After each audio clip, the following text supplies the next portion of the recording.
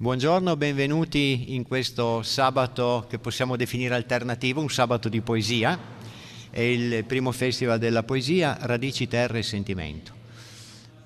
Io ringrazio il Comune di Ivrea che ci ospita nella storica Sala Santa Marta, dove noi abbiamo presentato innumerevoli nostri volumi, ma oggi ne presentiamo uno in particolare che è Inquietudine, ed è il primo libro della nuova collana delle edizioni Pedrini.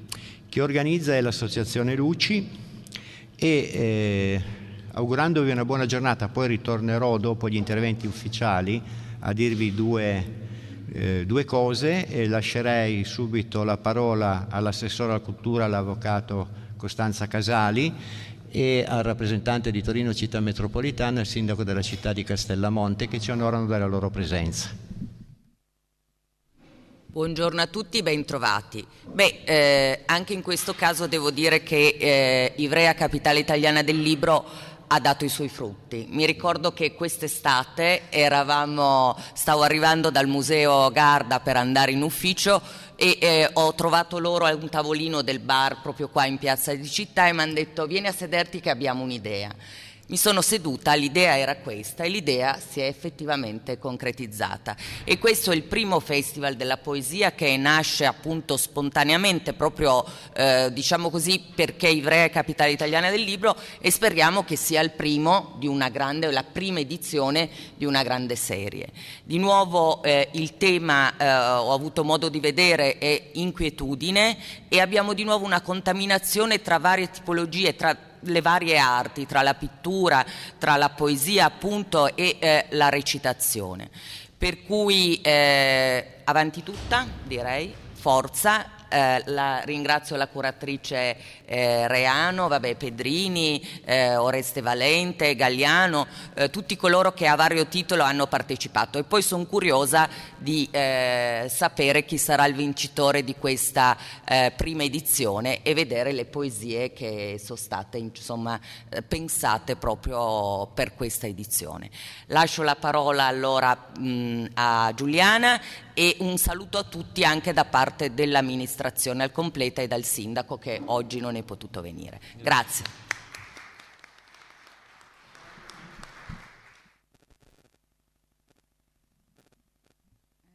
Passo la parola all'altro rappresentante istituzionale e rappresentante della città metropolitana di Torino, nonché sindaco di Castellamonte.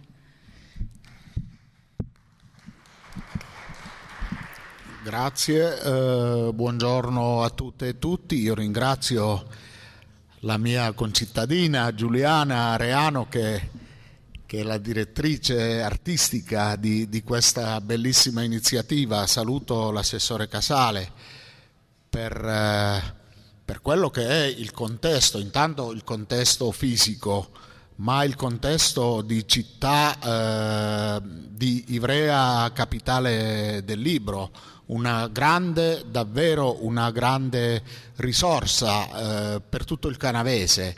E su questo, ecco, lo ha detto tra le righe l'assessore giustamente, è la prima edizione di un festival della poesia e io immagino che sia la prima edizione di una lunga serie, perché poi il bello che è la cosa importante che dovrebbe portare il fatto che Ivrea sia capitale del libro è proprio quello di dare poi una continuità a tutte le iniziative culturali. Ringrazio Ennio Pedrini per tutti gli inviti che spesso rivolge a Città Metropolitana, ma anche e soprattutto al sottoscritto in quanto sindaco di una città. Io ritengo che ha una storia, che ha un'arte, che ha una cultura, che è vero che è il suo brand nella ceramica, ma che si snoda poi in tutte le sfaccettature dell'arte, ed oggi ne è una riprova, una serie di arti diverse che vengono messe assieme, che vengono fatte dialogare e che per una giornata intera daranno un senso a quello che è poi il titolo generale, e che quindi si parla di radici, di terra, di sentimento, tutte cose importanti che costituiscono una base solida di quello che è il territorio canavesano. Io vi ringrazio per l'invito, vi porto i saluti ovviamente del sindaco metropolitano e di tutta l'amministrazione di Città Metropolitana. Città Metropolitana c'è quando si parla di eventi culturali, e ne approfitto per invitarvi invece lunedì pomeriggio al Salone Paglia di Allier, da dove partirà il Natale della Reciprocità. Noi come Tre Terre canavesane abbiamo, che sono le città di Allier, San Giorgio e Castellamonte, abbiamo organizzato un festival della reciprocità. Abbiamo le Tre Terre canavesane. Siamo andati anche un po' oltre, abbiamo organizzato questo Natale della Reciprocità che ha portato un albero di Natale che sarà acceso lunedì sera dal presidente Cirio, dal presidente della regione Alberto Cirio, a San Giorgio Canavese, un albero in vetro di Murano, mentre a Castellamonte sabato prossimo ci sarà il presentatore di Linea Verde, Peppone Calabrese, che farà dialogare la ceramica col vetro. Cioè abbiamo cercato anche in questo caso di far dialogare due settori che apparentemente sono distanti, in realtà sono molto più vicini, sia per le questioni economiche che tutti sappiamo di questi giorni, sia proprio per questioni artistiche. Ecco, io vi ringrazio e vi auguro un buon ascolto e una buona giornata.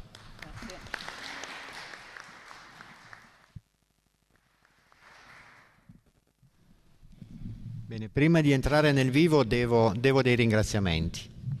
Devo dei ringraziamenti a due che sono stati i pilastri di questo primo festival, che sono la curatrice della pubblicazione, la dottoressa Giuliana Reano, che in questi ultimi 6 mesi, senza badare a orari, anche di notte tardissima, si è resa disponibile ad un confronto che è sempre stato costruttivo e positivo.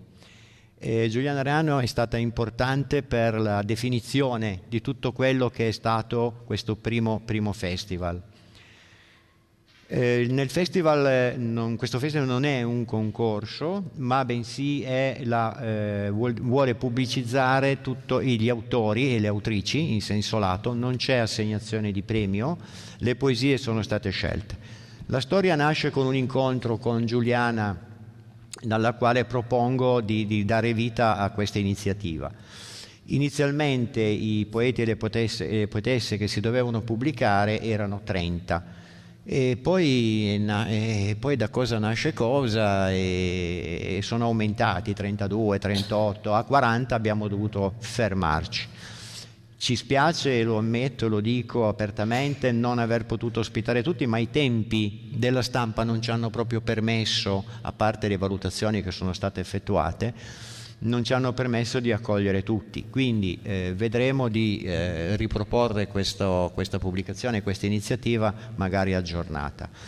Il secondo pilastro indispensabile per la riuscita dell'evento è l'amico Gallo Galliano, con il quale diversi mesi fa abbiamo iniziato a lavorare su questo progetto, che è diventato un progetto importante, è diventata la mostra inquieta, e ha visto raccogliere dopo i 40 autori e autrici ben 15 artisti.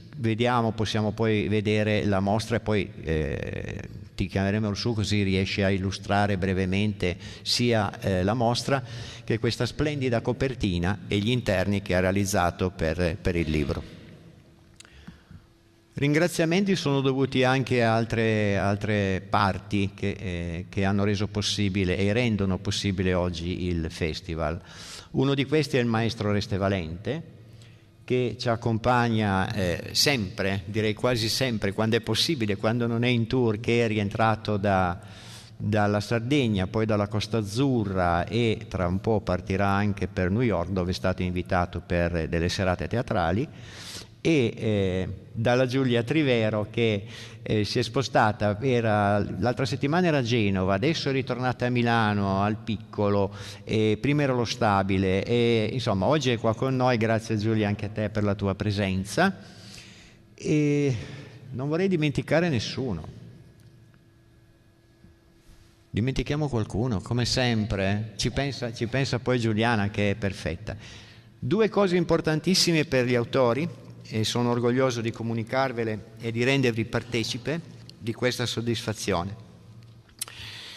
Saranno 2 i prossimi appuntamenti già programmati, ai quali chiediamo agli autori e alle autrici, se vi fa piacere, di intervenire. Il primo è fissato il 21 marzo 2023, in occasione della Giornata Mondiale della Poesia, e ci ospita il Centro Congressi con il patrocinio del Comune di Saint-Vincent. Quindi ci si sposta dal Canavese, si portano i poeti e le poetesse a Saint-Vincent, al Centro Congressi, che è una location straordinaria, dove avremo modo di presentare il libro. E a tale riferimento vorrei anche ringraziare il Circolo del Cardo di Aosta e il Circolo del Calamaio, ma penso che poi interverrà Giuliana per entrare meglio nel merito. Quindi saremo a Saint-Vincent nella Giornata Mondiale della Poesia il 21 di marzo. Altro appuntamento importantissimo al quale non potete mancare è domenica 28 maggio 2023. Queste date sono già fissate, il patrocinio del Comune di Saint-Vincent è già arrivato. E l'altra data è il 28 maggio 2023 alle ore 17. Inquietudine è ospite del Festival Letterario Borgo Libri 2023 nel nobile palazzo, nel Palazzo Marini a Borgofranco di Ivrea, in questo evento che l'anno scorso ha raccolto un enorme successo. Io lascerei direttamente andare avanti a proseguire la Giuliana Reano per vedere il programma nella sua completezza.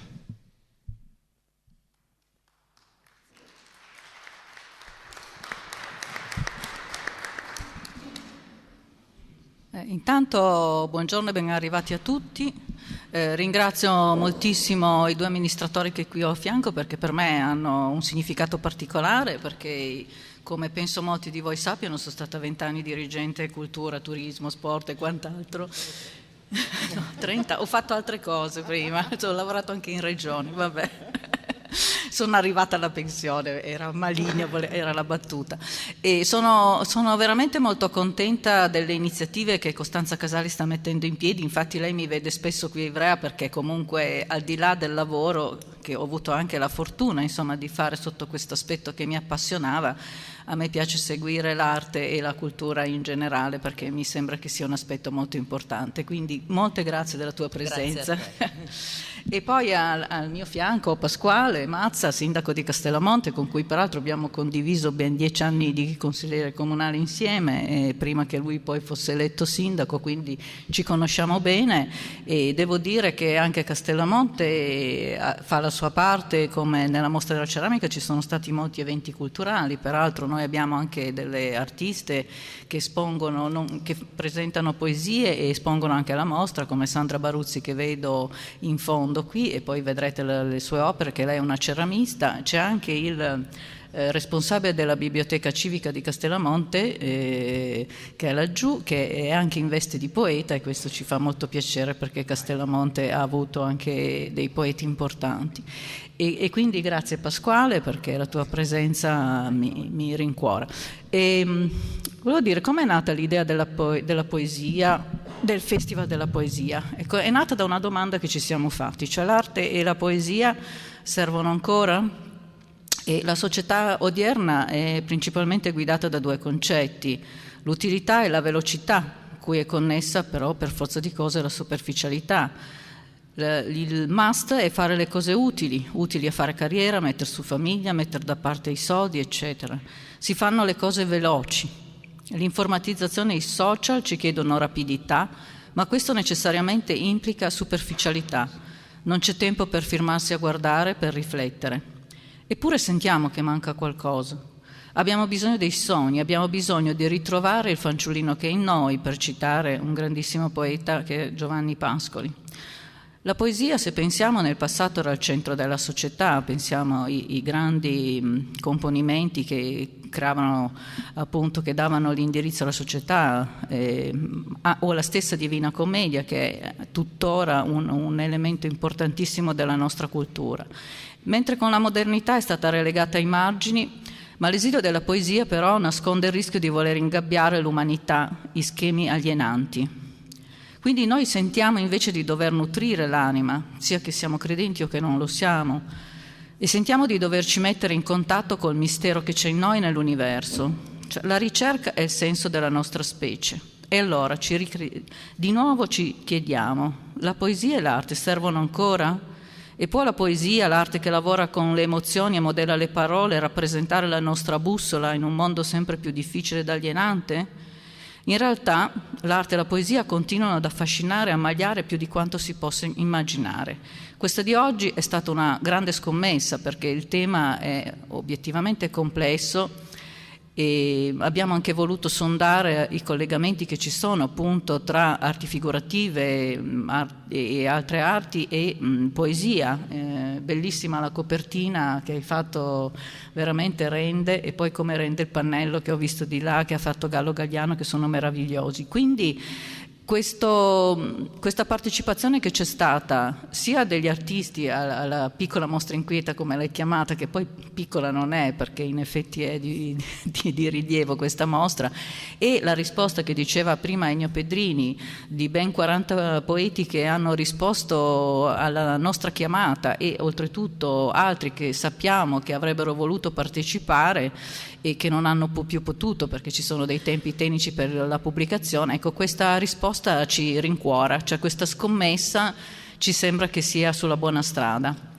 E anticipava già Ennio Pedrini che oltre ai singoli poeti noi ci siamo avvalsi, abbiamo avuto anche la collaborazione di 2 associazioni culturali che sono molto importanti, una ad Aosta perché, faccio un breve inciso, noi abbiamo messo nella nostra ricerca dei limiti, cioè abbiamo voluto che i poeti, proprio per un collegamento col territorio, fossero piemontesi o valdostani, con priorità ai canavesani, proprio perché l'iniziativa era nata principalmente qui, come ha ricordato l'assessore alla cultura. E quindi non siamo andati fuori da questo contesto, ma non per altri motivi, solo perché Ennio ha questa impostazione, cioè di valorizzare il territorio. Quindi c'è anche quest'idea di valorizzare il territorio attraverso la poesia. Quindi l'associazione poetica Il Cardo di Aosta, che ha qui parecchi esponenti che hanno partecipato, ha anche inviato dei testi, c'è anche il presidente che io non conosco, se c'è chi è il presidente arriverà. Ecco, benvenuta, grazie. E poi abbiamo il Circolo del Calamaio di Ivrea, che ha anche molti rappresentanti qui presenti, che è un circolo letterario che è nato spontaneamente il 13 dicembre del 2018, quindi compirà gli anni a poco. E noi, perché anch'io ne faccio parte, abbiamo un po' impostato finora diciamo, il nostro interesse sui racconti autobiografici, e poi con quest'idea della poesia lanciata ho scoperto che molti scrivevano poesie e altri hanno deciso di cimentarsi con la poesia, e questo è anche molto bello, e penso che c'è poi chi si è proprio lanciato, è diventato un poeta, ho scoperto di essere un poeta, e lui sa chi è qui presente, è Claudio. Il tema che abbiamo prescelto è un tema abbastanza difficile, ma ci sembrava quanto mai attuale, cioè il tema è quello dell'inquietudine. L'inquietudine penso che sia un sentimento che attraversa un po' tutti in questo momento. Abbiamo passato 2 anni veramente terribili col Covid, in cui siamo rimasti chiusi in casa, ci siamo sentiti persi. Adesso che ne eravamo usciti c'è il problema della guerra che ci angoscia, una guerra alle nostre porte, e quindi oltre che l'inquietudine che già ci invade tutti i giorni perché siamo esseri fragili, comunque abbiamo questo elemento, anche questi elementi sociali che ce lo aumentano, e quindi ci sembrava un tema particolarmente interessante, ma non solo visto dal punto di vista negativo, perché l'inquietudine ci serve anche a scandagliare il nostro essere, ci dà anche la forza, se ben indirizzata, per capire cosa vogliamo fare e anche per costruire l'arte e la poesia. E io avevo una bella citazione che condivido con voi della scrittrice Emily Jane Bronte, che dice: solo gli inquieti sanno com'è difficile sopravvivere alla tempesta e non poter vivere senza. Quindi la condivido.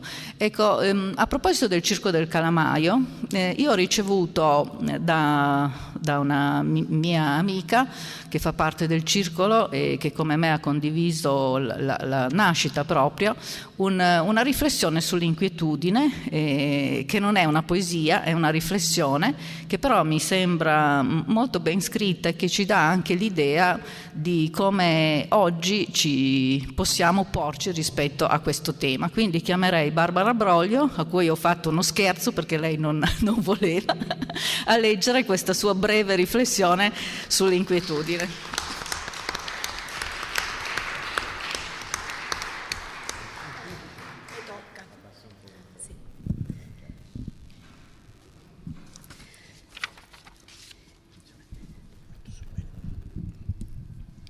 Sì, questa è una riflessione che avevo fatto con me stessa, quindi l'avevo scritta perché mi serviva a me soprattutto.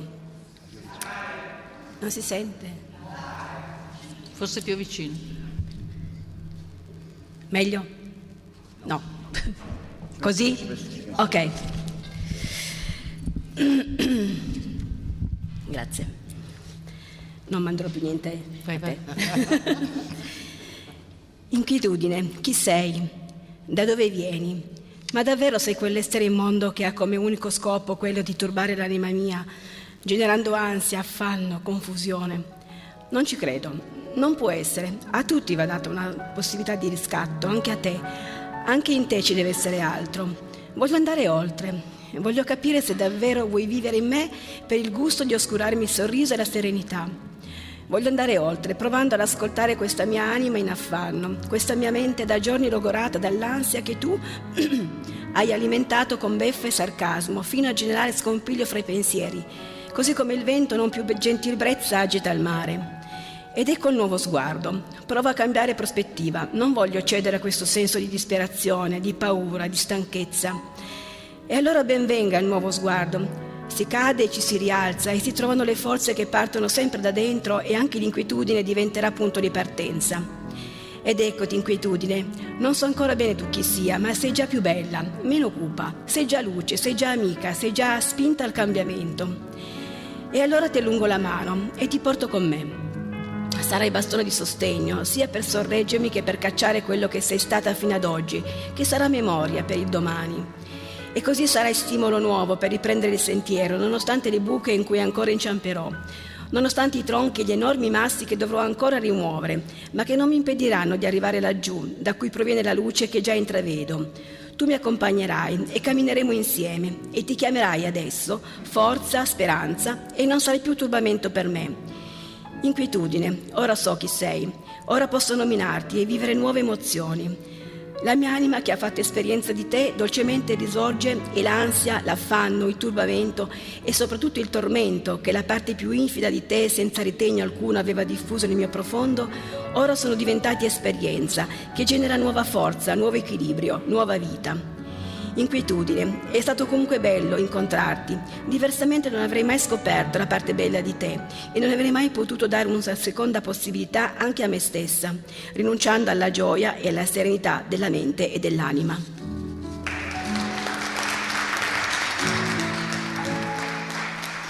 Grazie Barbara. E allora vedremo se alla fine di questa giornata sapremo un po' meglio cos'è l'inquietudine. Allora cominciamo, chiamiamo Gagliano? Volevo solo... Sì, prego.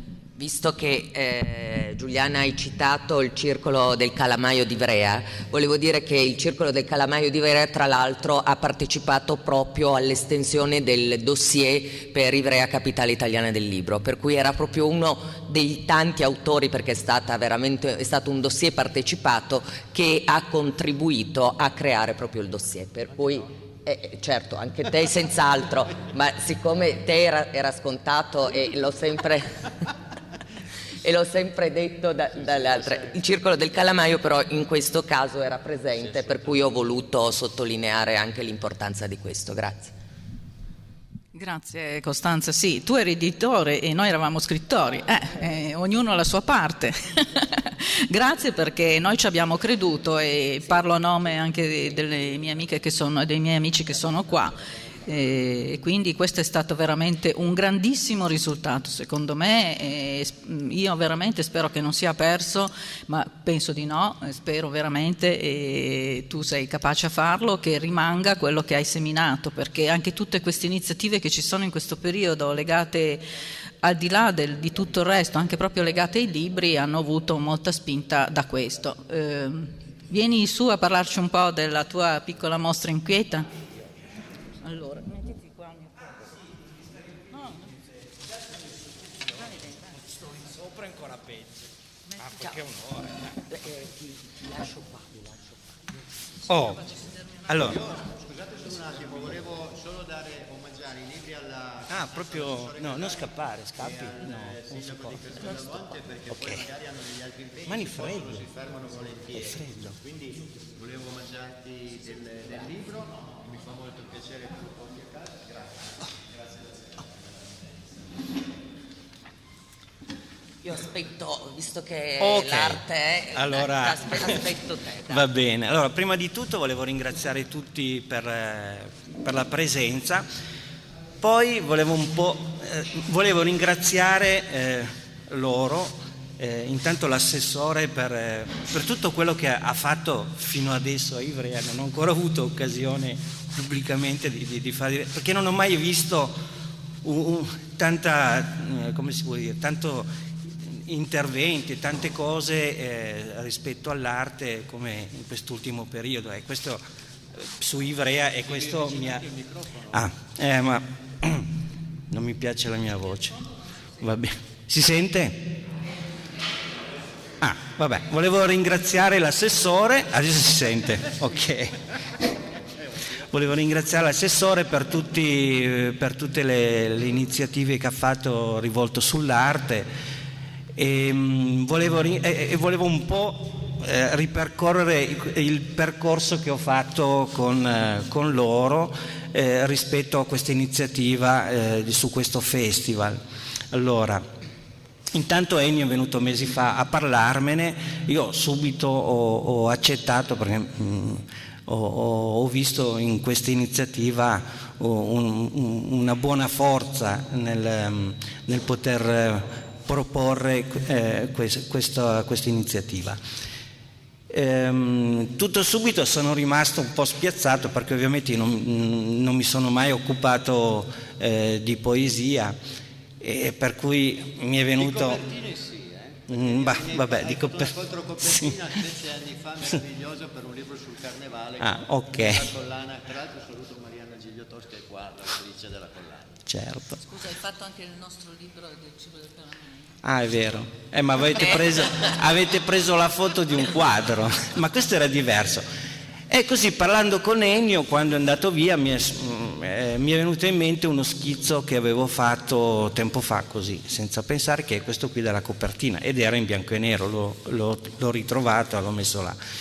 Poi c'è stato un po' di tiramano, perché personalmente avrei preferito mettere in copertina questa illustrazione in bianco e nero, tenendo il cuore rosso. Poi però la Giuliana fa no, i colori, i tuoi colori, vabbè. E allora è passata questa cosa qua, giustamente io rispetto. E poi ho fatto delle illustrazioni interne che mi hanno preso emotivamente leggendo il libro, cioè l'inquietudine, quindi nel senso più generale, sugli aspetti che sono stati anche detti, che l'inquietudine non soltanto in negativo ma anche come inquietudine per crescere in positivo. E quindi ho fatto queste illustrazioni. Facendo queste illustrazioni io in studio avevo messo questa tela qua con una base colorata, così. E finito il libro, ho visto queste cose qua e ho detto io quasi quasi ce la metto lì, tutte queste cose però rifatte e rimesse lì, riviste, eccetera. Ed è così che è nata questa tela come inquietudine, c'è un po' di tutto lì dentro, oltre i colori. Sì. Per cui ecco, un grande cuore rosso. E dei cuori ne ho messi tanti, piccolini, va bene. Sì. Per cui ecco, rispetto alla mostra, anche questa è venuta un po' da sé, perché certamente il linguaggio scritto è una forma d'arte assoluta per me. Nel mio caso non riesco ad avere questo approccio con lo scritto, ce l'ho in altro modo, per fortuna è uscito quest'altro modo, per cui mi è venuto naturale abbinare queste due discipline artistiche. Per cui mi è venuto in mente di contattare e di mettere insieme degli artisti che non è che mi esprimano inquietudine, cioè non è che ho scelto degli artisti perché erano inquieti, assolutamente. Infatti la mostra non è piccola mostra inquietante, ma inquieta perché c'è tanto, ci sono molti messaggi, molte cose che ogni artista esprime, come si dice, personalmente, con la propria arte. Tra l'altro ho anche inserito due artisti che purtroppo sono scomparsi, che sono mancati in questi anni, di cui uno, Hugo Sarteur, è proprio morto un anno fa, il 10 dicembre, quindi casualmente, cioè una cosa che mi ha lasciato perplesso. E poi Eugenio Guarini, che ci ha lasciato qualche anno fa, di cui io ho tenuto due totem che mi aveva fatto per una mostra qua di Ivrea anni fa. E allora ho voluto esporli e metterli a vostra come si dice, disposizione. Tutti questi artisti io li ringrazio tantissimo perché mi hanno dato il massimo della disponibilità. Se me li ricordo. Allora, intanto le tre artiste coinvolte direttamente nel festival, che sono Giuliana Airoldi, la Daniela Borla e la Sandra Baruzzi, che ringrazio tantissimo perché loro hanno aderito all'istante a questa cosa con molto entusiasmo. Poi volevo citarne un'altra che secondo me è un'artista un po' particolare perché lavora con il web. Lei lavora facendo delle sperimentazioni molto belle. Io ho avuto a che farci poche settimane fa, perché lei va in contatto con le persone, le rappresenta, le elabora il computer e poi ci fa il quadro, no? Ma non è soltanto un rapporto così freddo, io ti faccio la foto, poi la elaboro col computer, col mio programma e poi ti faccio il quadro, ma ci parla proprio, vede i colori che escono fuori dalla personalità di questo soggetto. E questo mi sembra il discorso. E si chiama Elisa Bonotti. Poi, poi dopo, ecco, c'è la Rossana Salansen, con cui io collaboro molto spesso. Ecco, lei è abbastanza inquietante, effettivamente ma lei è fatta così, nel senso, lei ci mette l'anima, un'anima sua è inquietante. Infatti i quadri che potete vedere sono inquietanti, sono molto... come si può dire, ti fanno molto ragionare, pensare, ecco, ti entri proprio dentro il quadro, cerchi di capire che cosa ha voluto dare come messaggio. Comunque è molto, molto brava. Poi c'è Vittoria Facchini. Vittoria Facchini è un quadro che avevo io a casa, che mi aveva dedicato. È un quadro particolare. Lei è un'artista che tra l'altro è venuta qua ad Ivrea alla Grande Invasione perché è autrice e illustratrice e fa delle cose meravigliose. Ed è bravissima, vive in Puglia, a Molfetta, e ho proprio voluto inserirla per una profonda amicizia con cui ho.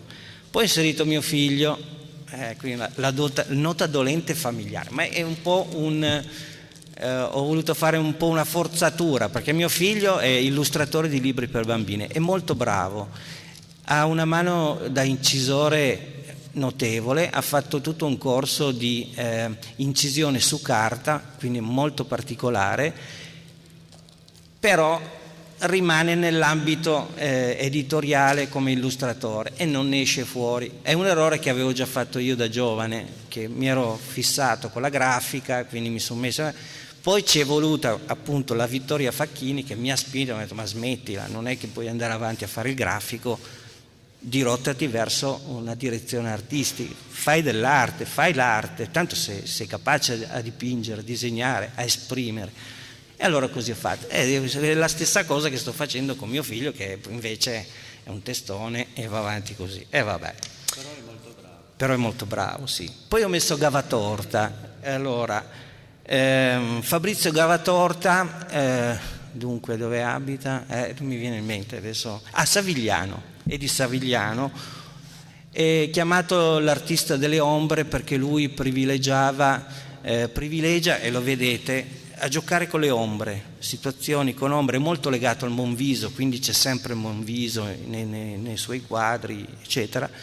Purtroppo due anni fa ha preso un ictus e adesso è impossibilitato a continuare a fare l'artista. È molto bravo nella ritrattistica, veramente bravo, purtroppo non può esserci. Di Guarini ne ho già parlato. Poi c'è Olivieri Luca, che ringrazio, che è qui in sala, e lui mi ha sempre colpito perché lui è è un iperrealista figurativo, giusto? Ritrattista, espressivo, sì. E io l'ho sempre un po' criticato, faccio, ma tu fai sempre questi ritratti, sono sempre molto persone dove leggi sofferenza, cose così, ma poi alla fine non è vero, non è solo così, bisogna interpretare, leggere le cose. Lo stimo molto per come lavora, perché secondo me è molto bravo, per cui volevo proprio che fosse presente a questa mostra qua. Poi c'è un certo Papito, che è anche questo è un quadro che avevo io a casa. Ecco, lui mi ha sempre dato inquietudine nelle sue opere, infatti quella che ho messo è proprio inquieta, eccetera. Non l'ho più sentito, però mi sembrava bello poterlo inserire in questa mostra qua. Poi c'è Ray Graziano, che è di Pellice, e lui è un artista, anche lui molto grande, molto bravo, fa delle cose meravigliose, molto grandi, e, non so come, è un astrattista, ha una tavolozza di colore che secondo me è unica ed è molto interessante, è bello seguirlo. Poi un altro mio amico che ho conosciuto questi anni, che è uno scultore spagnolo, è Juan San Miguel, che fa delle cose veramente interessanti, veramente belle, che tra l'altro è appena finito una mostra al castello di Datrino a Torre Canavese, che ha avuto un buon successo, è molto bravo e mi ha lasciato una sua opera che secondo me ci sta molto bene in questa piccola rassegna. E abita a Figlia, sì, di Castellamonte, certo, che abita a Figlia, ha un sacco di sculture, è molto, molto prolifico, si dice, sì. Fa molte cose. Poi ci sono io con qualche mia opera, e spero che la cosa che vi interessi, che vi piaccia. Ho parlato anche troppo. Grazie. Ennio l'ho ringraziato, sì. No. Ok, va bene. Allora, buon proseguimento. Grazie. Aspetta che questo... Bisogna ringraziare intanto i partner, i media partner dell'evento, quindi Radio Spazio Ivrea, con quelli che lo staff sono presenti, faranno anche delle interviste ai poeti e alle poetesse, e in modo con un ringraziamento particolare alla Sentinella del Canavese. Non penso che si senta, sai? Un ringraziamento particolare anche alla Sentinella del Canavese che ci ha seguito in questo percorso, e oggi pomeriggio avremo il caporedattore centrale Claudio Cucurulo che introdurrà con la Giolino il pomeriggio. Un ringraziamento particolarissimo va a Mediaset e a Beppe Gandolfo per quanto ha scritto e ci ha dato per far conoscere questo evento. Ecco, questo è un altro inciso, ci tenevo a farlo perché vuol dire che Ivrea, città capitale del libro, anche con queste iniziative viene portata all'esterno della sua città, che poi secondo me è l'obiettivo di questo grande evento che Ivrea sta accogliendo. Scusate, ma era un inciso da fare.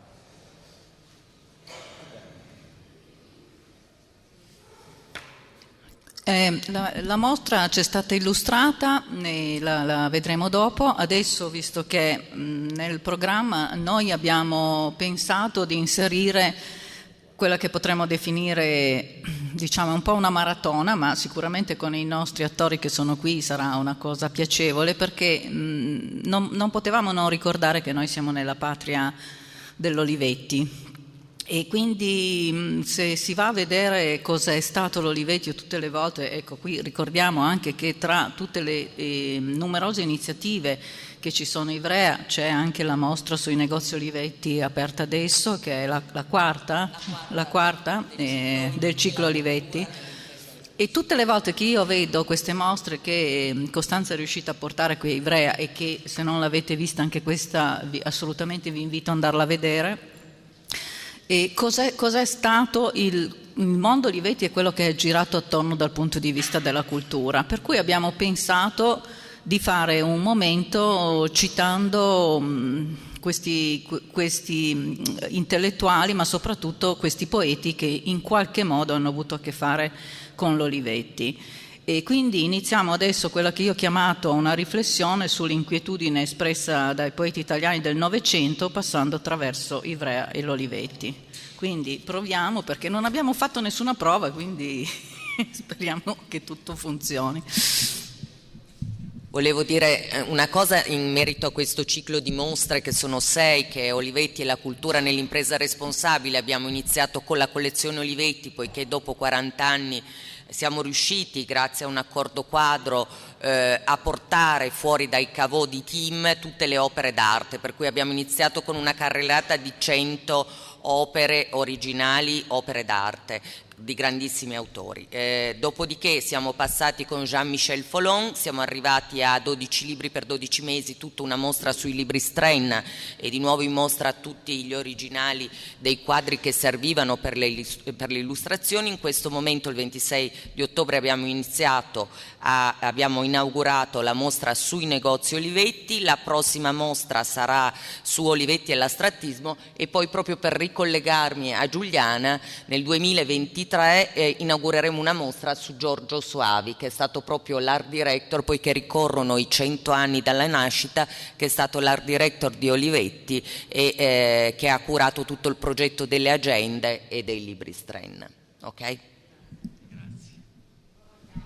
I nostri attori, Oreste, che conosco molto bene, sono felicissima di averti qui. Io sono felicissimo di essere qui per Ennio, di essere qui in Santa Marta, che vide il mio debutto neodiplomato negli anni 90 a Firenze da Gassman, e poi perché con Giuliana per anni e anni e anni ci siamo ripromessi di fare qualche cosa insieme, ed è arrivato il momento. Grazie Giulia. Giulia? Lei, Giulia, non la conosco, ma sicuramente da quello che mi ha detto Ennio sei bravissima, quindi partiamo. Allora, il Novecento è un secolo con tante componenti storiche, negative e positive. 2 guerre mondiali, carestie, pandemie, ci fu l'influenza spagnola, dittature sanguinarie, ma anche sviluppo economico e sociale, lavoro, tecnologia, industria, diffusione di ideologie rivoluzionarie e fiducia nel futuro. La poesia si fa interprete di queste contraddizioni, cogliendo l'aspetto vantaggioso del progresso, ma rimanendo intessuta da una profonda inquietudine legata al ricordo delle atrocità belliche e dei terribili episodi di violenza, spesso vissuti direttamente dagli autori. Compare anche la nostalgia per gli archetipi legati al mondo contadino in via di estinzione, che si evidenziano soprattutto in Cesare Pavese, il quale, sebbene consapevole della durezza della vita dei campi, ne subiva il fascino. Si avverte il cambiamento del ruolo delle donne, bruscamente emancipate dai conflitti bellici, con gli uomini al fronte, ma ancora troppo spesso sminuite e rese vulnerabili da pesanti ricatti psicologici che le fanno precipitare verso l'annullamento, come accade alla poetessa Alda Merini. Tuttavia, il mondo intellettuale, specie nel secondo dopoguerra in Italia e nel Piemonte, è un mondo molto vivace ed esprime grandi pensieri e grandi pensatori. Si creano cerchi di amicizie tra scrittori, artisti e imprenditori. Uno degli esempi più emblematici del periodo riguarda quel che gravita attorno all'illuminato imprenditore di Ivrea Adriano Olivetti. Il suo personaggio e la sua fabbrica catalizzano figure di primo piano e la poesia ha un ruolo d'onore.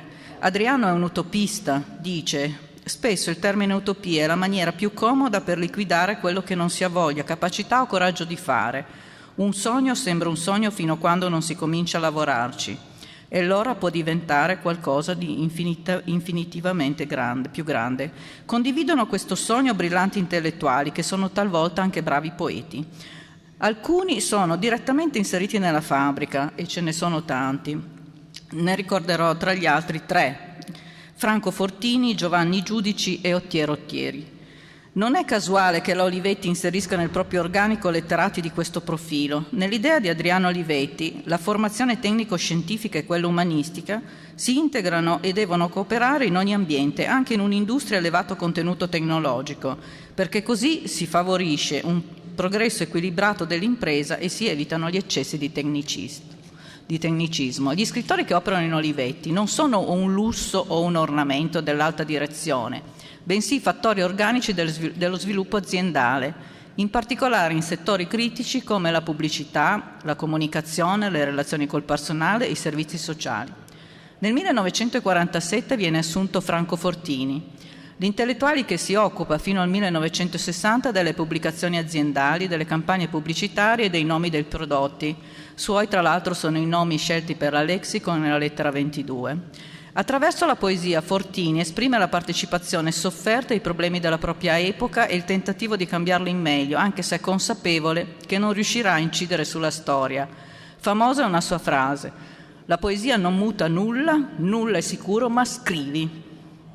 Giovanni Giudici collabora con l'Olivetti dal 1956 al 1979. Giornalista e scrittore, si dedica alla poesia con notevole successo, possedendo la capacità di coniugare la concreta attenzione al reale con la freschezza inventiva. Riesce a descrivere in forma poetica la quotidianità piccolo borghese intrecciata con le proprie paure e i sensi di colpa. Ottiero Ottieri fu un personaggio poliedrico, attento alle tematiche sociali della fabbrica. Si lasciò però ammagliare dalla vita mondana, meritando un feroce epigramma di Franco Fortini, e questo fa anche vedere i rapporti che c'erano fra di loro. Come eri meglio ieri, quando non eri noto, nuovo devoto al vuoto, Ottieri, dice Fortini. Il suo tarlo di Ottieri fu la depressione, che divenne oggetto di molte composizioni poetiche. Dal 1952 fino al 1965 lavora per l'Olivetti. Quando lascia l'azienda, nonostante le pressioni di Adriano perché resti, si trasforma da scrittore della fabbrica a scrittore della clinica, dovendo subire molti ricoveri a causa dei suoi problemi psichici. Ecco, adesso cominciamo a sentire qualche poesia di questi 3 personaggi.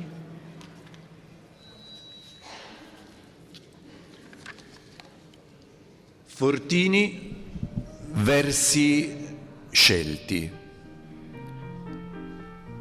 E questo è il sonno, e questo è il sonno, Edera nera, nostra corona.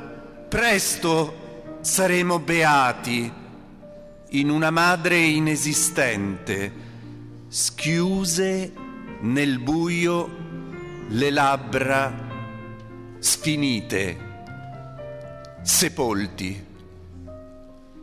E quel che odi poi non sai se ascolti, da vie di neve in fuga, un canto o un vento, o è in te e dilaga e parla la sorgente cupa tua, l'onda vaga del tuo niente.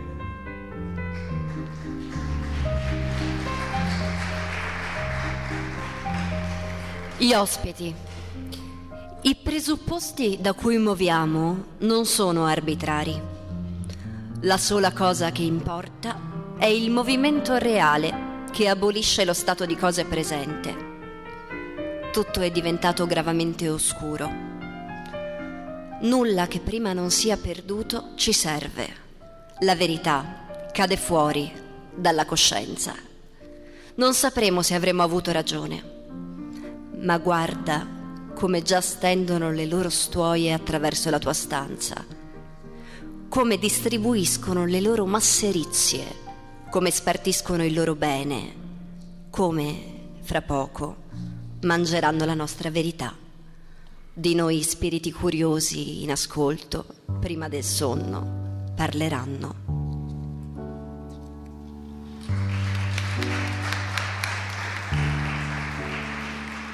Passiamo a Giovanni Giudici e qui, prima di leggervi poesie tratte dalla composizione 1953-1990, è doveroso un ricordo.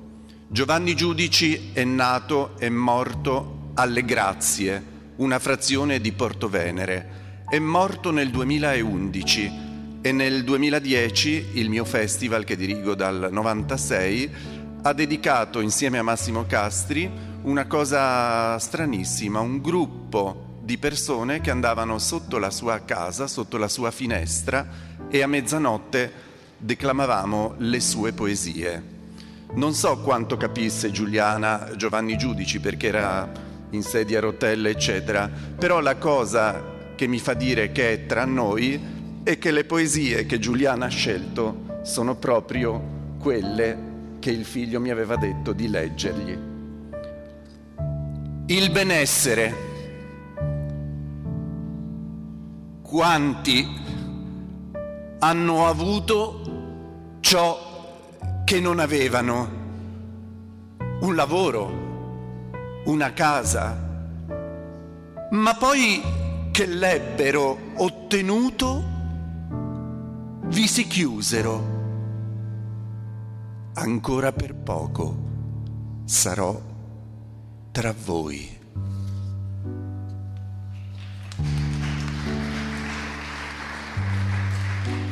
Dal cuore del miracolo.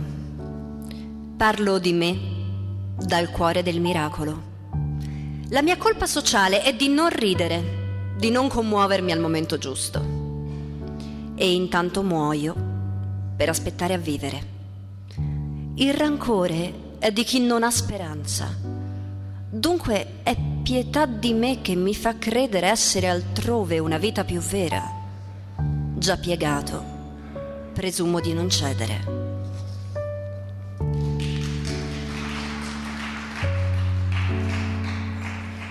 Una sera come tante. Una sera come tante, e nuovamente noi qui, chissà per quanto ancora, al nostro settimo piano, dopo i soliti urli, i bambini si sono addormentati e dorme anche il cucciolo i cui escrementi un'altra volta nello studio abbiamo trovati. Lo batti col giornale, i suoi guaiti commenti. Una sera come tante e i miei proponimenti intatti in apparenza come anni or sono, anzi più chiari, più concreti. Scrivere versi cristiani in cui si mostri che mi distrusse ragazzo l'educazione dei preti. 2 ore almeno ogni giorno per me. Basta con la bontà. Qualche volta mentire. Una sera come tante. Quante ne resta a morire di sere come questa. E non tentato da nulla, dico dal sonno, dalla voglia di bere o dall'angoscia futile che mi prendeva alle spalle, né dalle mie impiegatizie frustrazioni. Mi ridomando, vorrei sapere se un giorno sarò meno stanco, se illusioni siano le antiche speranze della salvezza, o se nel mio corpo vile io soffra naturalmente la sorte di ogni altro. Non volgare letteratura, ma vita che si piega nel suo vertice, senza né più virtù né giovinezza.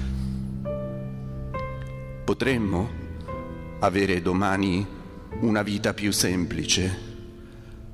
Ha un fine il nostro subire il presente, ma che si viva o si muoia è indifferente. Se private persone senza storia siamo lettori di giornali, spettatori televisivi, utenti di servizi, dovremmo essere in molti, sbagliare in molti, in compagnia di molti, sommare i nostri vizi, non questa grigia innocenza che inermi ci tiene qui, dove il male è facile e inarrivabile il bene, e nostalgia di un futuro che mi estenua, ma poi d'un sorriso si appaga, o di un come se fosse. Da quanti anni non vedo un fiume in piena? Da quanto in questa viltà ci assicura la nostra disciplina senza percosse? Da quanto ha nome bontà la paura? Una sera come tante è la mia vecchia impostura che dice domani, domani, pur sapendo che il nostro domani era già ieri da sempre. La verità chiedeva assai più semplici tempre.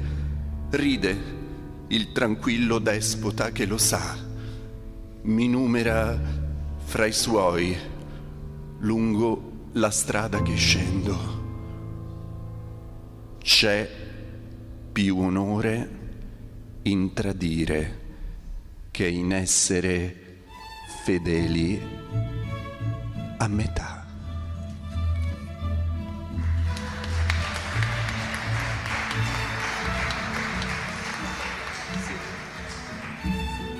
Passiamo a Ottieri, dai poemetti. Mafia e Brianza. Mafia e Brianza, siete la stanza in cui vive l'Italia con la sua inconsistente costanza nella storia e fa memoria agli storici, a tutti quelli che scrivono ma non operano, fra cui io. Io subisco la storia, non la faccio e mi giaccio a Milano con mia moglie come uno scandinavo alto e biondo nella Padania equilibrata e ottima. Ah, equilibrio delicato della patria è mio. Siamo soggetti e oggetti manovrati e interdetti dai 2, 3 imperi. L'universo ci fa piccoli aghi, non in un pagliaio, ma nella tempera di gelosia. Non godiamo della festa del mondo, abbiamo tutta la testa e niente piedi. Abbiamo la moda e i turisti adulati, ben vestiti. Esportiamo vestiti mai visti né a New York né a Parigi. Ecco, le nostre mura e gli archi, ecco la sartorica gloria, ecco la nostra contemporanea storia. Noi siamo gli stilisti, anzi gli artisti della stoffa e della celluloide. È meglio cambiare paese o produzione perentoria?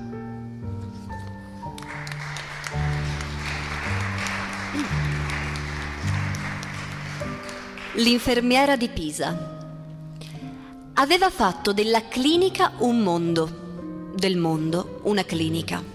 Libertà va cercando, che è sì cara.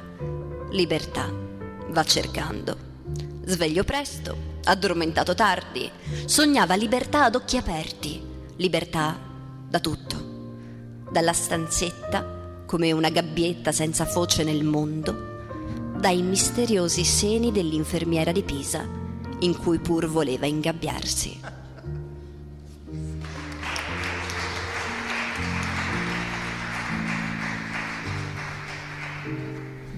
Testi bellissimi e tra l'altro purtroppo un po' dimenticati, e sono molto contenta che tu abbia ancora potuto conoscere i giudici.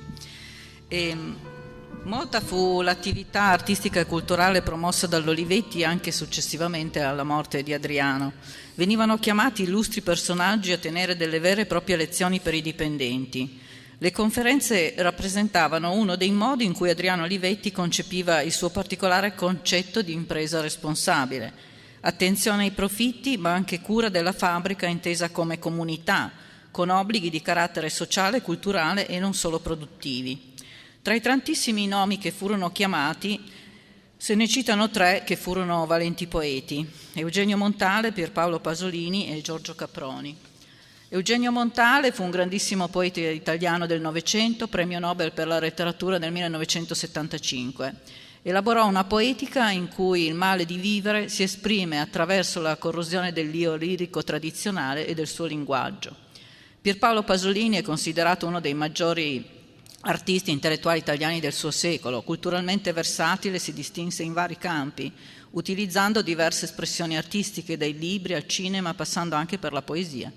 Fu un personaggio scomodo e subì numerosi processi per aver presentato opere e temi considerati immorali. Pasolini tenne una conferenza ad Ivrea su invito del Centro Culturale Olivetti il 1 giugno del 1971 dal titolo I rapporti fra cultura e società, cinema e poesia.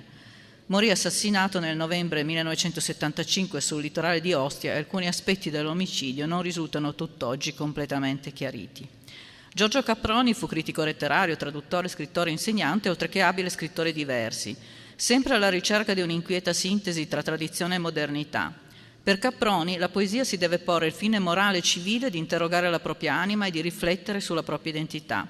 Su di lui il professor Alessandro Baldacci, che è docente di letteratura italiana presso l'Università di Varsavia, ha scritto nel 2016 il saggio Giorgio Caproni, Inquietudini in versi, quindi quanto mai inserito nel tema. Prego, alcuni estratti delle loro opere. Da Ossi di Seppia. Spesso il male di vivere ho incontrato. Spesso il male di vivere ho incontrato. Era il rivo strozzato che gorgoglia, era l'incartocciarsi della foglia, riarsa, era il cavallo stramazzato. Bene non seppi, fuori del prodigio che schiude la divina indifferenza, era la statua nella sonnolenza del meriggio e la nuvola e il falco alto levato.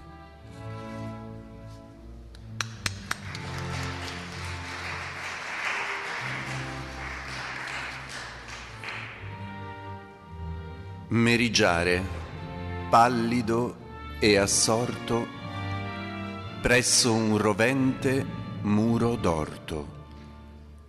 Ascoltare tra i pruni e gli sterpi schiocchi di merli, frusci di serpi.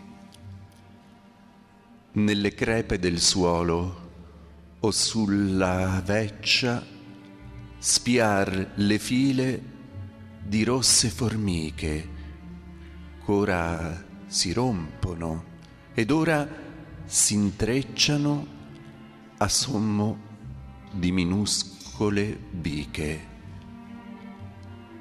Osservare tra frondi il palpitare lontano di scaglie di mare, mentre si levano tremuli scricchi di cicale dai calvi picchi, e andando nel sole che abbaglia sentire con triste meraviglia com'è tutta la vita e il suo travaglio in questo seguitare una muraglia che ha in cima cocci aguzzi di bottiglia.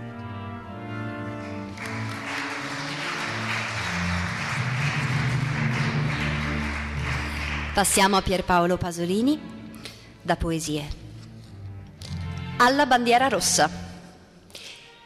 Per chi conosce solo il tuo colore, bandiera rossa, tu devi realmente esistere perché lui esista.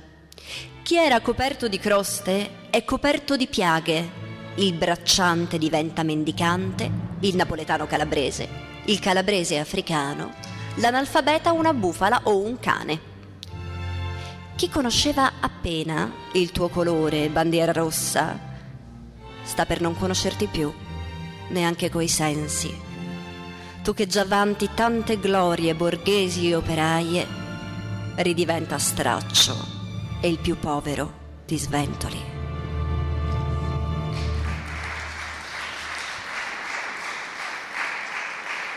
Gli italiani.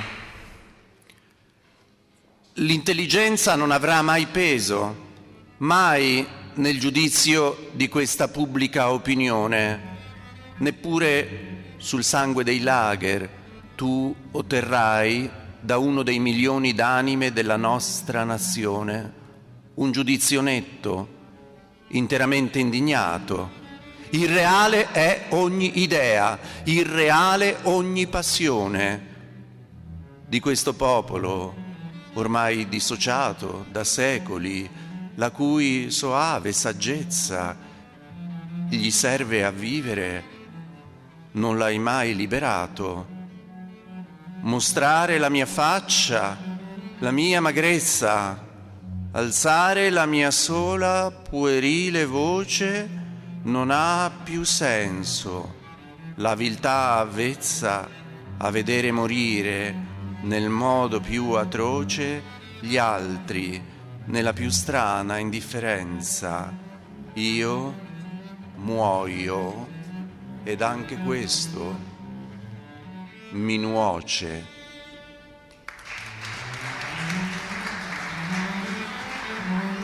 Passiamo a Caproni, da Il terzo libro e altre cose. Sassate. Ho provato a parlare. Forse ignoro la lingua. Tutte frasi sbagliate, le risposte sassate.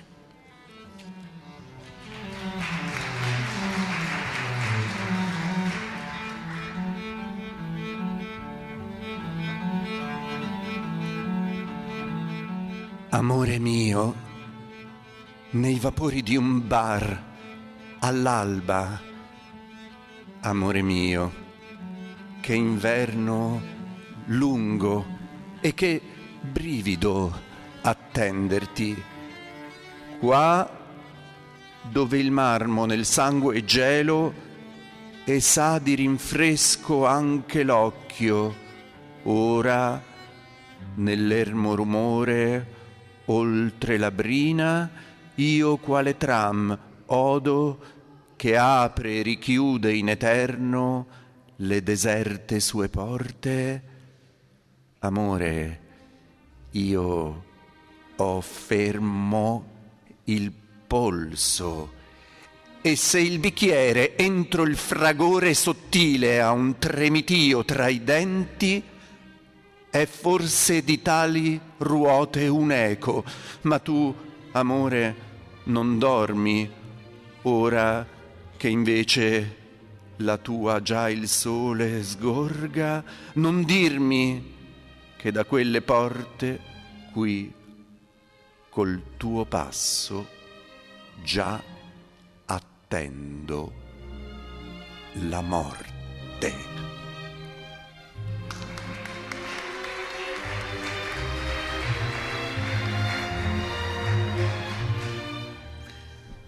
Notevole inoltre fu l'impatto della macchina da scrivere nell'organizzazione sociale sulla scrittura, di cui rivoluzionò la tecnica. In questo nuovo mercato l'Olivetti si mosse benissimo, unendo capacità tecniche, design e marketing. Molti scrittori iniziarono ad usare la macchina da scrivere per comporre i testi. Interessante è il fatto che troviamo tra le sperimentatrici di questa nuova metodologia 2 poetesse dell'epoca, brave, innovative e anticonformiste, Alda Merini e Amelia Rosselli. Alda Merini nacque a Milano nel 1931, già nel 1947 incontra, come le chiama lei, le prime ombre della sua mente e i problemi psichiatrici o presunti tali, perché lei non era convinta di essere pazza e non lo era, secondo me. Si alterneranno in seguito a periodi di salute e malattia. Nonostante le grandi difficoltà che la vita le riserva, divenne un personaggio di successo, pur continuando a vivere come una clochard nella sua amata casa di Milano, in via Ripa di Porta Ticinese 47. Morì il 1 novembre del 2009, fu un artista geniale, di tale intelligenza e perspicacia da diventare un'icona nel panorama letterario moderno. Alda Merini utilizzò diverse macchine da scrivere Olivetti, tra cui una lettera 25, una lettera 22 e una lettera 32. Scriveva così forsennatamente che i vicini si lamentavano spesso del ticchettio notturno dei tasti. Amelia Rosselli, figlia dell'esule antifascista Carlo Rosselli, fu poetessa, organista e etnomusicologa. Dopo l'assassinio ordinato da Mussolini in Francia nel 1937 del padre dello zio, diventa un errante, girando tra vari paesi e acquisendo nella dolorosa esperienza il carattere apolide che caratterizzò la sua vita e la sua opera. La morte della madre e altre drammatiche vicende biografiche le causarono ricorrenti problemi di tipo psicologico e psichico. Morì suicida l'11 febbraio 1996 per cause connesse a una grave depressione. Amelia Rosselli teorizzò la necessità di scrivere poesia a macchina, sostenendo che la lentezza della scrittura manuale non permetteva di catturare il flusso libero del pensiero, mentre la rapidità della macchina sapeva inseguire un pensiero più veloce della luce. Sentiamo qualche estratto di queste 2 grandissime poetesse. Grazie. Alda Merini, Da vuoto d'amore. Sono nata il 21 a primavera, ma non sapevo che nascere folle, aprire le zolle, potesse scatenar tempesta. Così Proserpina lieve vede piovere sulle erbe, sui grossi frumenti gentili, e piange sempre la sera. Forse è la sua preghiera.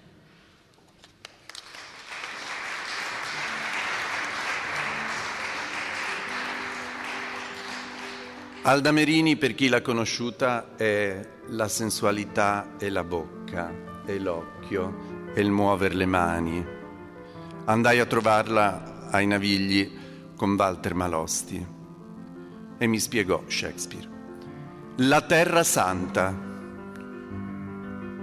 Ho conosciuto Gerico, ho avuto anch'io la mia Palestina.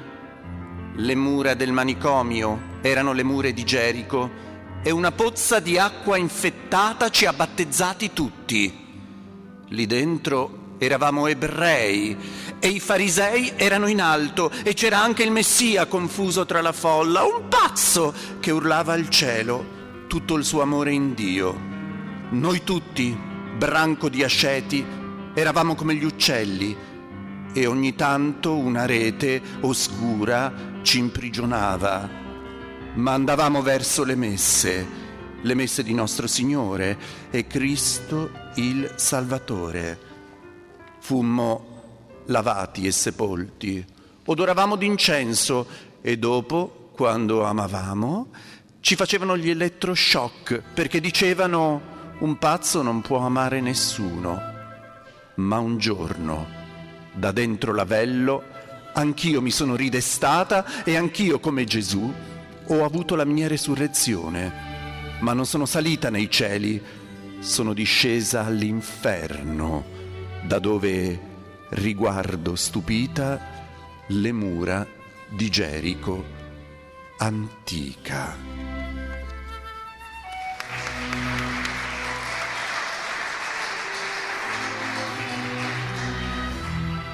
Amelia Rosselli. L'inferno della luce era l'amore. L'inferno della luce era l'amore. L'inferno dell'amore era il sesso. L'inferno del mondo era l'oblio delle semplici regole della vita, carta bollata ed un semplice protocollo. 4 lenti bocconi sul letto, 4 amici morti con la pistola in mano, 4 stecche del pianoforte che ridanno da sperare.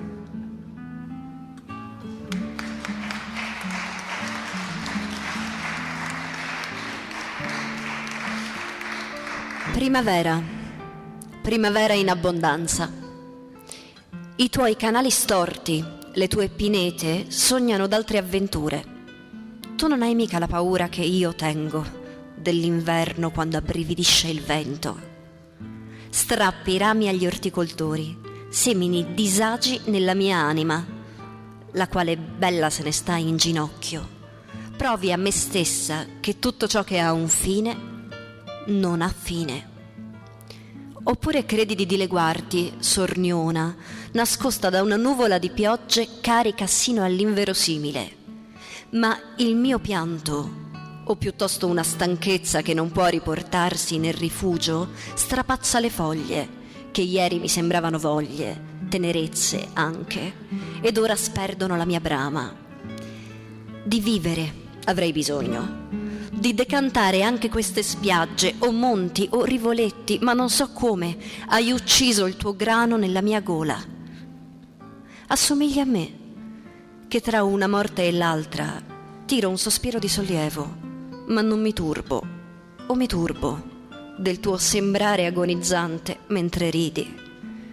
E bestemmia la gente, è più fiera di te che dello spazio che ti strugge portandoti fra le mie braccia, e io stringo una pallida mummia che non odora affatto.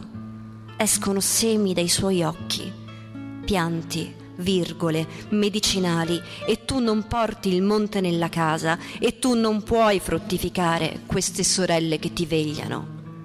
Sembri infatti un morto nella cassa, e non ho altro da fare che dibattere i chiodi nella faccia.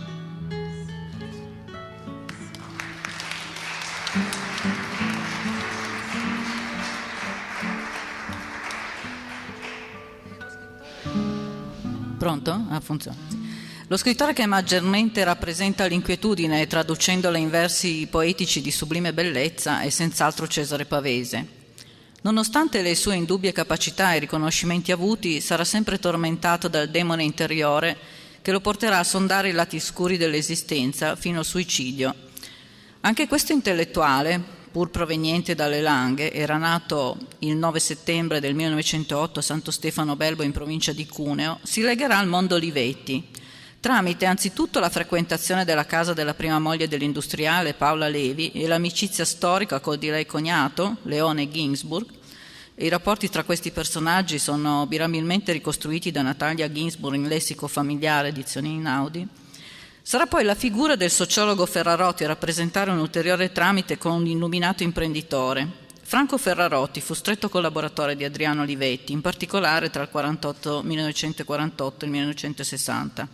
Ad oggi, perché è ancora vivente, è un grande sociologo, veramente ho avuto anche l'onore di conoscerlo e studiarlo, rappresenta la memoria storica dell'utopia olivettiana, che condivise, spiego anche nel testo, la concreta utopia di Adriano Olivetti, edizioni Deoniane, Bologna del 2013. A loro due, Olivetti e Ferrarotti tra altri, si rivolse Pavese poco prima di morire cercandoli al telefono, purtroppo senza risposta perché entrambi si trovavano a Venezia. Il rammarico per non aver potuto rispondere alla chiamata dell'amico li perseguiterà per molto tempo.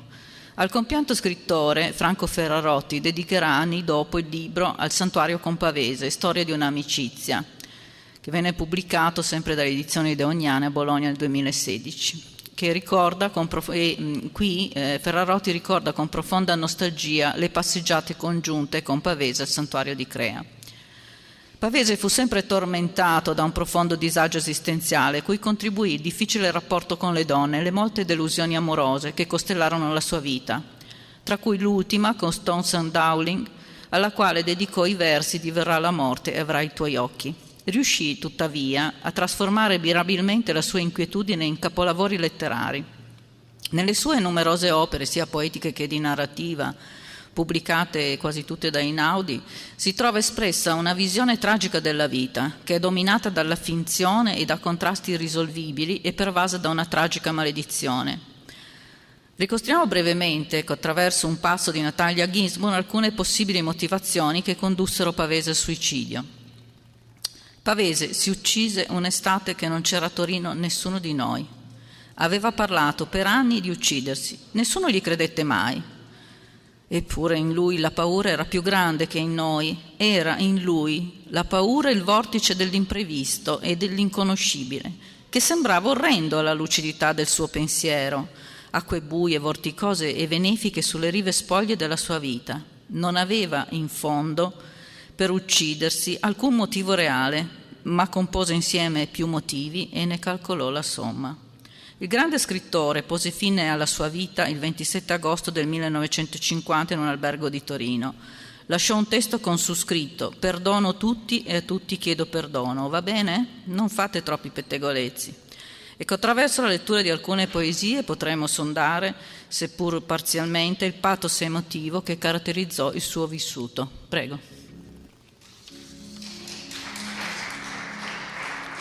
Alle volte essere di Ivrea e avere fatto la scuola e il liceo Botta qui vicino ai suoi pregi. Ero un giovane attore. Mi scelse il Teatro Stabile dell'Aquila nella persona del protagonista e regista Giorgio Albertazzi e mi disse: tu vieni da Ivrea, quindi sarà tua questa poesia, perché Cesare Pavese la scrisse vedendo seduta nei tavolini esterni dell'Hotel Dora, dove adesso c'è una banca, Constance Dowling, la donna più bella del mondo, che era talmente bella e brava che pure Hollywood ne ebbe paura. Allora lavorammo su questa immagine di un tavolino sulla Dora, dove ti dimentichi di essere a Eporedia e trovi la città del tuo cuore.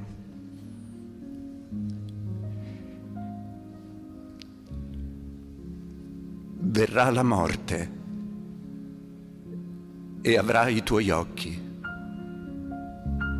Questa morte che ci accompagna dal mattino alla sera, insonne, sorda, come un vecchio rimorso o un vizio assurdo. I tuoi occhi saranno una vana parola, un grido taciuto, un silenzio.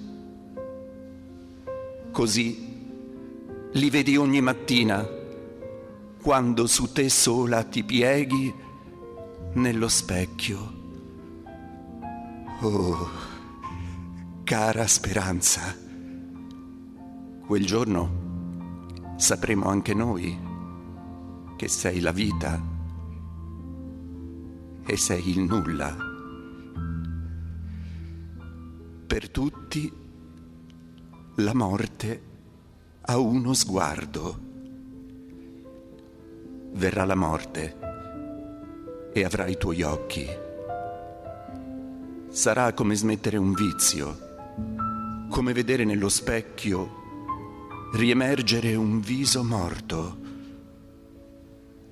come ascoltare un labbro chiuso. Scenderemo nel gorgo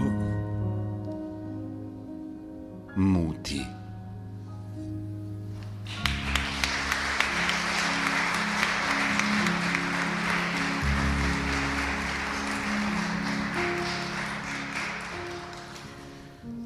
Tu non sai le colline dove si è sparso il sangue. Tutti quanti fuggimmo, tutti quanti gettammo l'arma e il nome. Una donna ci guardava fuggire. Uno solo di noi si fermò a pugno chiuso, vide il cielo vuoto, chinò il capo e morì sotto il muro, tacendo.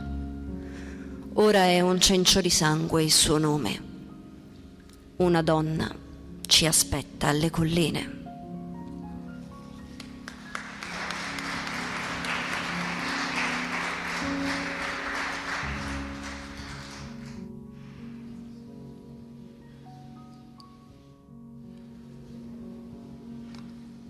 Ascolteremo nella calma stanca la musica remota della nostra tremenda giovinezza, che in un giorno lontano si curvò su se stessa e sorrideva come inebriata dalla troppa dolcezza e dal tremore.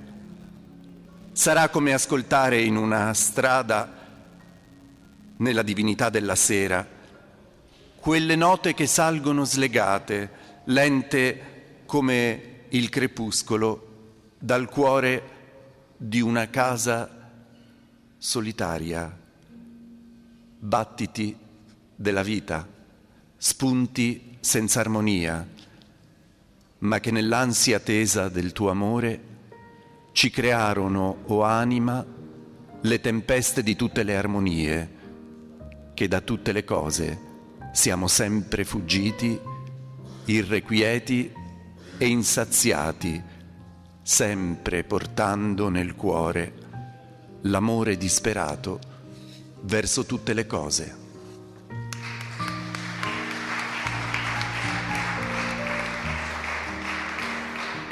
L'amico che dorme. Che diremo stanotte all'amico che dorme? La parola più tenue ci sale alle labbra dalla pena più atroce.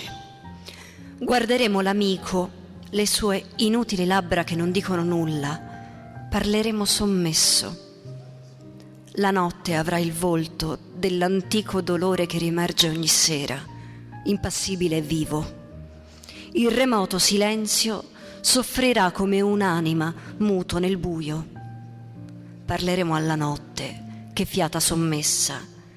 Udiremo gli istanti strillare nel buio al di là delle cose, nell'ansia dell'alba, che verrà d'improvviso incidendo le cose contro il morto silenzio. L'inutile luce svelerà il volto assorto del giorno. Gli istanti taceranno e le cose parleranno sommesso.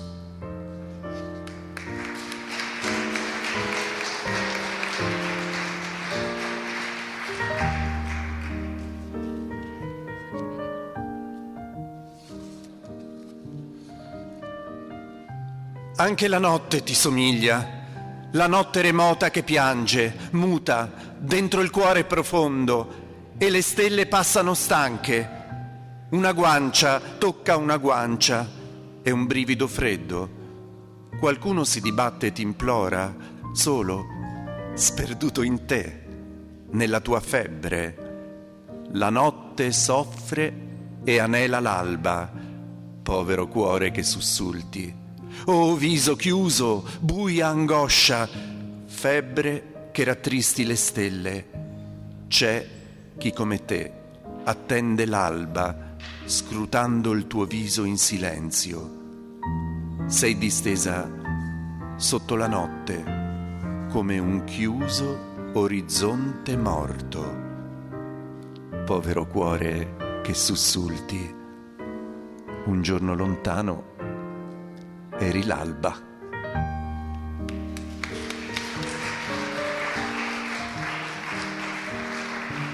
Semplicità.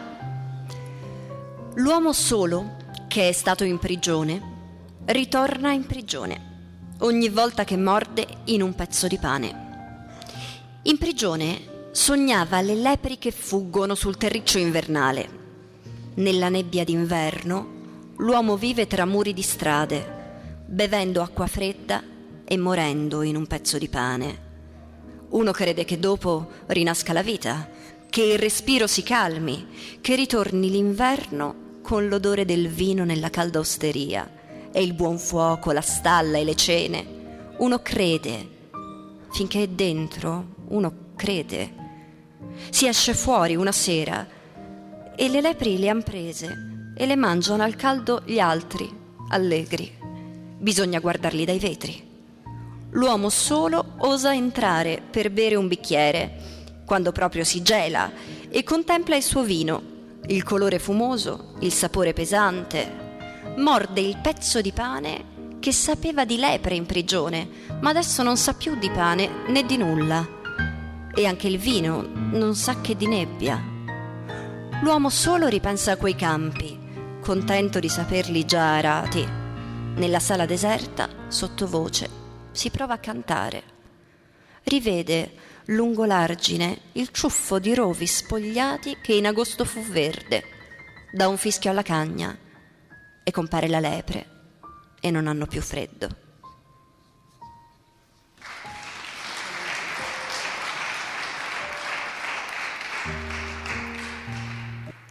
Sempre vieni dal mare e ne hai la voce roca. Sempre hai occhi segreti d'acqua viva tra i rovi e fronte bassa come cielo basso di nubi.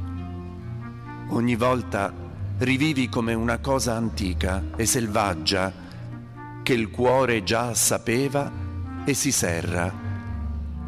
Ogni volta è uno strappo, ogni volta è la morte. Noi sempre combattemmo. Chi si risolve all'urto ha gustato la morte e la porta nel sangue, come buoni nemici che non s'odiano più. Noi abbiamo una stessa voce, una stessa pena e viviamo affrontati sotto povero cielo. Tra noi non insidie, non inutili cose. Combatteremo sempre, combatteremo ancora, combatteremo sempre, perché cerchiamo il sonno della morte affiancati e abbiamo voce roca, fronte bassa e selvaggia e un identico cielo. Fummo fatti per questo. Se tu odi, cede all'urto, segue una notte lunga che non è pace o tregua e non è morte vera. Tu non sei più. Le braccia si dibattono invano finché ci trema il cuore. Hanno detto un tuo nome. Ricomincia la morte, cosa ignota e selvaggia. Sei rinata dal mare.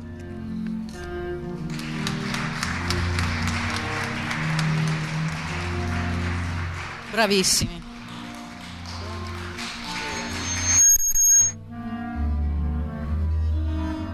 Complimenti, complimenti vivissimi, perché l'avete fatte vivere queste poesie, veramente, bravi. Un grande applauso, veramente un grande applauso a Giulia e a Oreste, grazie, grazie davvero.